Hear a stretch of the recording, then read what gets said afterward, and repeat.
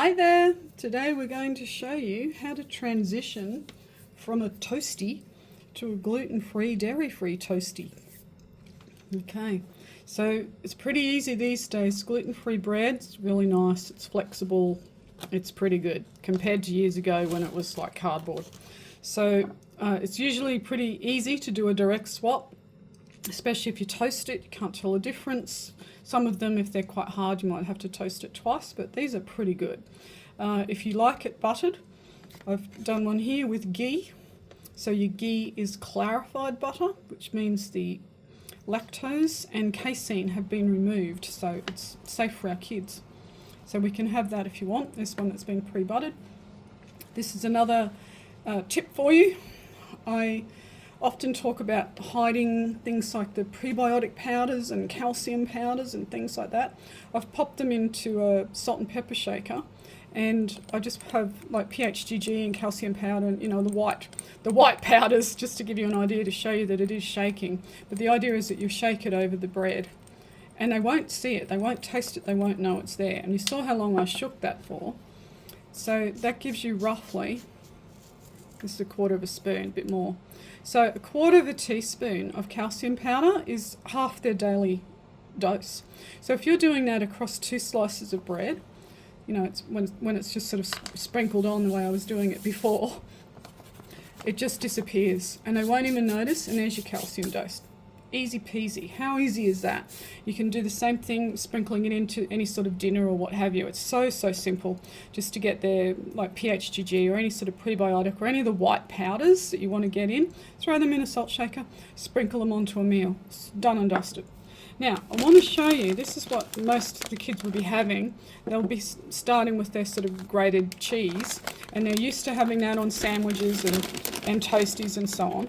So we pop that on, what they would normally have, and the idea is that we're going to transition across slowly to a vegan cheese, one of these dairy-free cheeses. Now, not that I'm a huge fan, but like I said, we're just trying to meet the kids where they're at. And if this is what they're eating, at least let's give them a better form of what they're eating and get the gluten and dairy out slowly.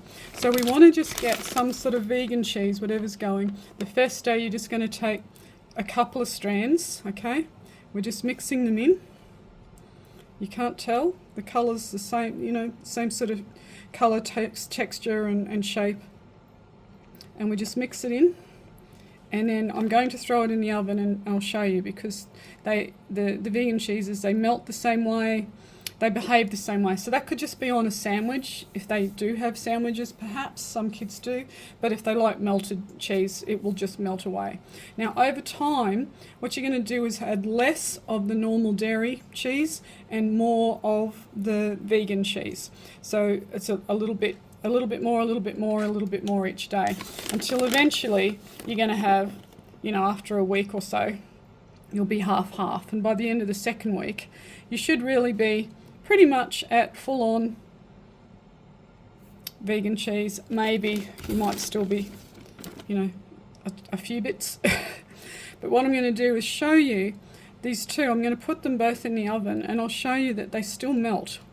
Okay, so even when you move across, you won't be able to tell. The kids are quite happy to do it when you do it really slowly like that, just every day a little bit more. I'll be back in a sec after they've melted. Okay, so here they are after a couple of minutes under the grill, and you can see that the cheese melts. And so when we're trying to transition them off gluten bread, you may well have 1 slice of gluten bread and 1 slice of gluten-free bread, okay? And so what you want to do, if they're used to having toasted fingers, for instance, you can do it where you're cutting them up into fingers and imagining one of the slices, or however many you make, it doesn't really matter, but one of them's gluten-free and the others are gluten. And so what happens is you put on the plate, they're all put on the plate, except that one of the slices is gluten-free and the others are all gluten. So imagine, you've got the other slices of gluten bread. So the next day, you're going to have one less of the gluten bread, and then you're putting in an extra gluten-free. And the next day, you know, you're having, as you understand, 3 less glutens and 3 more gluten-frees. And the idea is that over time, they don't notice because it all looks the same, but over the exchange over a week, you've switched it out from having 7 slices of gluten and 1 gluten-free to the other way around. You've got 7 gluten-free slices and one gluten slice. And so again, gradually over a 2-week period, they're going to end up on gluten-free toast with dairy-free cheese. And doing it slowly like that means that they're not going to have the problems with casomorphines and glutamorphines. They won't have a sudden decline, which is bad. You know, you don't want to have a sudden withdrawal. They won't notice the taste difference because you're doing it really gradually.